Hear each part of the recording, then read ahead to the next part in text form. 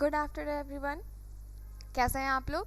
आज हम लोग 11th का बोर्ड्स के पेपर को बायोलॉजी पेपर को सॉल्व करने वाले हैं, उसका की आंसर कीज देखने वाले हैं। ठीक है, तो चलिए स्टार्ट करते हैं। First question was symbiotic association of fungi and roots of higher plant is called. देखो फंगी और हमारा फंगी और यहाँ पर रूट ऑफ हायर प्लांट मतलब जिम्नोस्पर्म के बारे में बता रहा है, तो यहाँ पर ऑप्शन नंबर हमारा क्या हो जाएगा, माइकोरीजा। नेक्स्ट क्वेश्चन हमारा आ जाएगा important pigment present in Chlorophyceae. Chlorophyceae क्या है बच्चे, तो क्लोरोफाइसी है ग्रीन एल्गी। तो ये ग्रीन एल्गी है, तो ग्रीन एल्गी में क्या होता है, chlorophyll A and B, because ये सबसे क्लोज है प्लांट के, इसीलिए इसके पास क्लोरोफिल ए एंड बी होगा। Next question, in which group of the animal is water vascular system found। Water vascular system किस में मिलता है, देखो वाटर कैनाल सिस्टम और वाटर वैस्कुलर सिस्टम दोनों अलग अलग है। तो वाटर वैस्कुलर सिस्टम जो है ये मिलता है आपको फाइलम इकाइनोडर्मेटा में। Next question,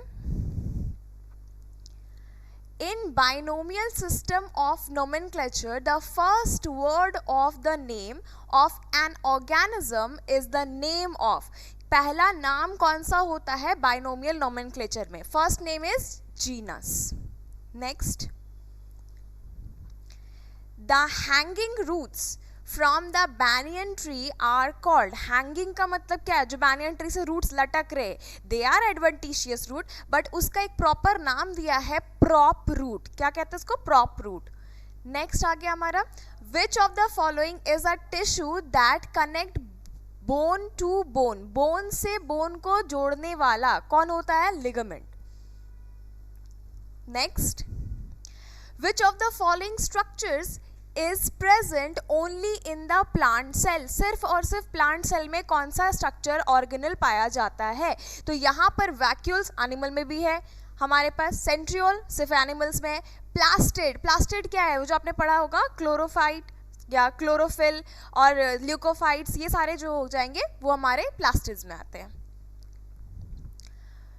Which bond is present between two glucose molecule। दो ग्लूकोज मॉलिक्यूल के बीच में कौन सा बॉन्ड है, ये बिल्कुल याद होना चाहिए था आप लोगों को, 1,4 ग्लाइकोसिडिक बॉन्ड। तो 1,4 तो लिखा नहीं, डायरेक्ट ग्लाइकोसिडिक बॉन्ड हो जाएगा।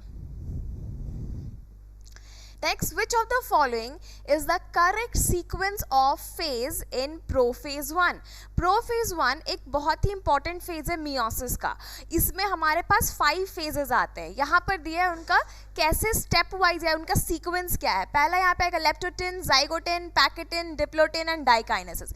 यहाँ पर पहले ही ऑप्शन में आपको दिख जाएगा कि लेप्टोटिन नंबर सी में है। Next, movement of water through the cell wall is. Cell wall से वाटर का मूवमेंट, बेसिकली कौन से सेल वॉल से वाटर का मूवमेंट होता है, तो इसमें हम लोग यहाँ पर आ जाएंगे tonoplast. Next, the process of conversion of atmospheric nitrogen into ammonia. Nitrogen को फिक्स करना है किसमें, अमोनिया में। तो अगर अमोनिया में फिक्स करना है तो इसको क्या बोलेंगे, ammonification. Next question will B, which of the following ions is essential for photolysis of water। photolysis का मतलब क्या है, यहाँ पर वाटर को तोड़ना into H++ electrons plus oxygen में। तो बेसिकली यहाँ पर क्या करना है, यहाँ पे बोल रहे हैं कि कौन सा आयन यूज होता है। जिन्होंने बेसिकली पढ़ाई की होगी और अगर एमसीक्यूज बहुत अच्छे से फॉलो किए होंगे मेरे, तो यहाँ पर मैंगनीज आयन होगा, manganese.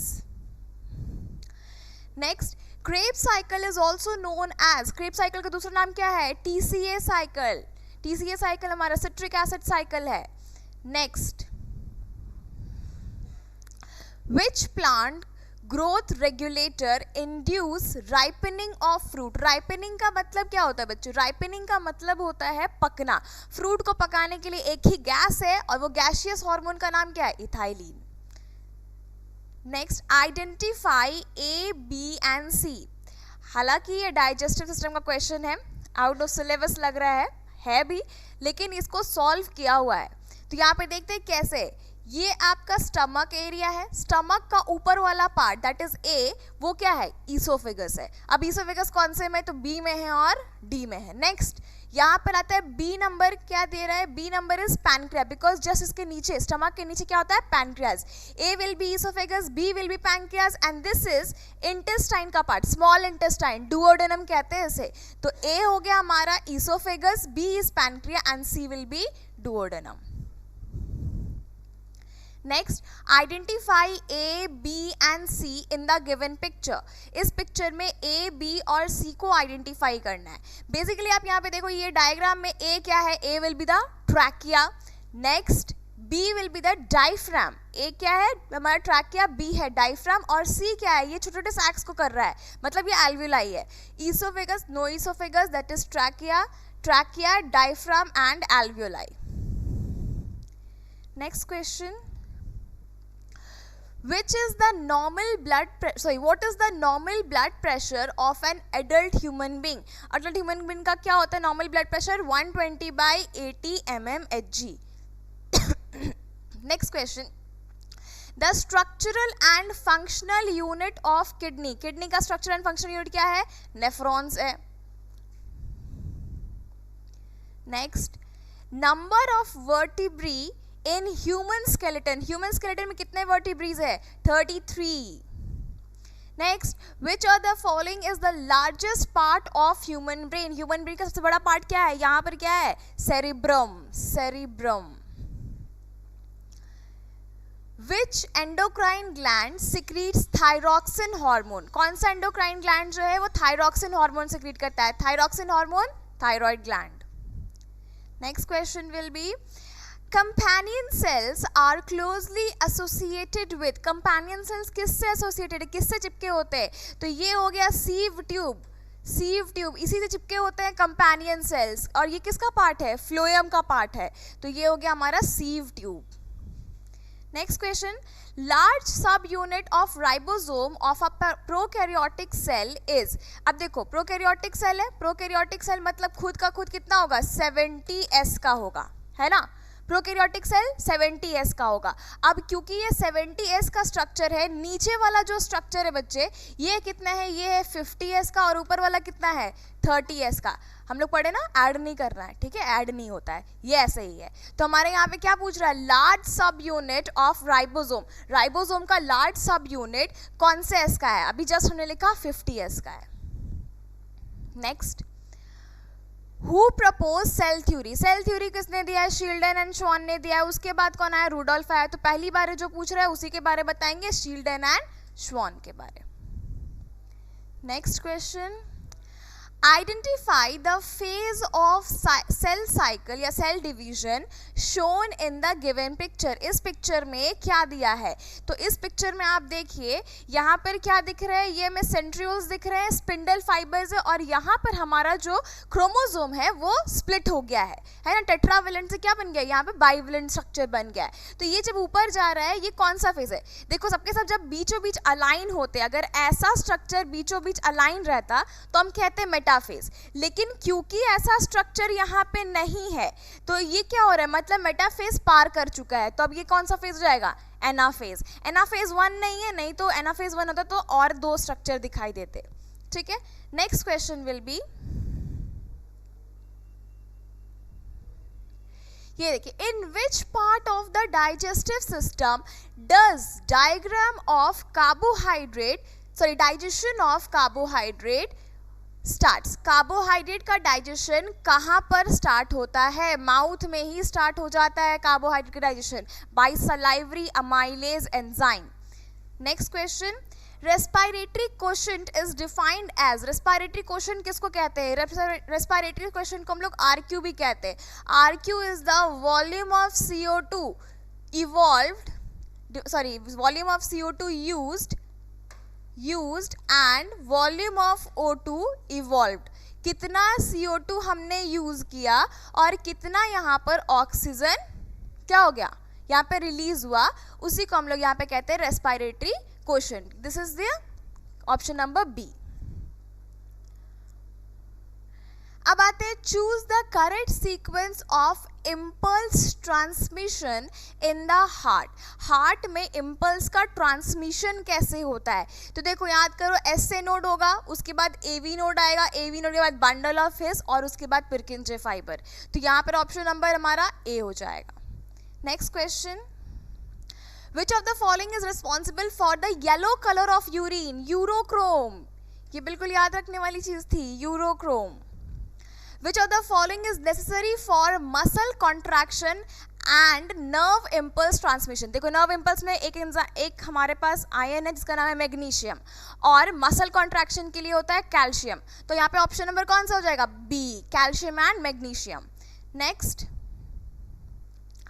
Connection between axon and dendrite, axon और डेंड्राइट के बीच का कनेक्शन क्या है? तो यहाँ पे एकदम फोटो को फटाफट रेफर कर लेते हैं हम लोग। हमारे पास यहाँ पर क्या है? न्यूरॉन का एक स्ट्रक्चर है। क्वेश्चन क्या पूछ रहा है? हम पूछ रहे हैं एक्सॉन और डेंड्राइट, एक्सॉन और डेंड्राइट के बीच का कनेक्शन कौन है? This is the connection, that is cell body. यहाँ पे लेकिन क्या बोल रहा है question? Connection between axon and dendrite, dendrite और एक्सॉन के बीच के कनेक्शन को हम लोग क्या कहते हैं? Cell body. Next, which of the following is an endocrine as well as exocrine gland? दोनों ग्लैंड कौन है? या मेक्सोक्राइन कौन सा है? Pancreas. Next question will be, in the 5 kingdom classification, the kingdom that includes the blue green algae, जिसको हम लोग साइनोबैक्टीरिया भी कहते हैं, and nitrogen fixing bacteria, दोनों बैक्टीरिया है, बैक्टीरिया का एक ही किंगडम दिया गया है, that is Monera. Next question, double fertilization occur in, double fertilization किस में होता है? सबसे हाईएस्ट प्लांट में होता है या हायर प्लांट में होता है, that is angiosperms. Next question, which of the following cell organelles contain hydrolytic enzymes? किसके पास हाइड्रोलाइटिक एंजाइम है जो सबको डाइजेस्ट कर जाएगा? लाइसोसोम्स, क्रिस्टलाइन फॉर्म में होते हैं। Next, what is the effect of high temperature in enzyme activity? Enzyme activity का अगर टेम्परेचर बहुत ज़्यादा बढ़ा दे तो क्या होगा? पहला ऑप्शन बोल रहा है inactivates and preserve the enzyme, enzyme को इनएक्टिवेट कर देगा और प्रिजर्व करेगा। दूसरा, डिस्ट्रॉय एंजाइम एक्टिविटी, एंजाइम की एक्टिविटी को डिस्ट्रॉय कर देगा। बात तो यहीं पर आ गई, एंजाइम की एक्टिविटी क्या हो जाएगी? बिल्कुल डिस्ट्रॉय हो जाएगी, एंजाइम खराब भी हो सकता है। Next, the phase between meiosis 1 and meiosis 2, meiosis 1 और meiosis 2 के बीच का जो फेज है उसको क्या कहते हैं? Interkinesis, interkinesis. Next, which of the following enzyme is responsible for the digestion of fat?